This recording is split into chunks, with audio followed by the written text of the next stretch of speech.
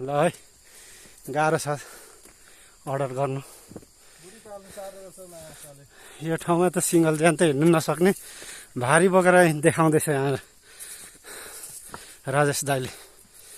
पालै पालो बोकेको हामी चाहिँ एकजनाले मात्रै बोक्यो भने त होइन खरानी भइहालिन्छ। त्यही भएर पालै पालो दाजुभाइ गाह्रो छ है गाह्रो।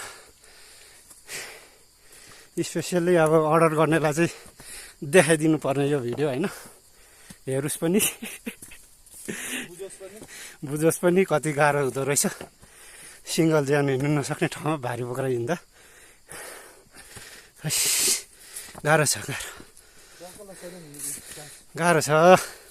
यता फर्किनु न एकचोटि, भारी बोकेर तपाईँ नहेर्ने को पऱ्यो पेट लागेछ 10 दिनमा चाहिँ हाम्रो मेरो ससुरालीबाट फर्केको हो हामी चाहिँ भारी लिएर चट्ट। हाम्रो राजेश दाइ ठिक लाग्यो आउने कि न यहाँ बखरको बेला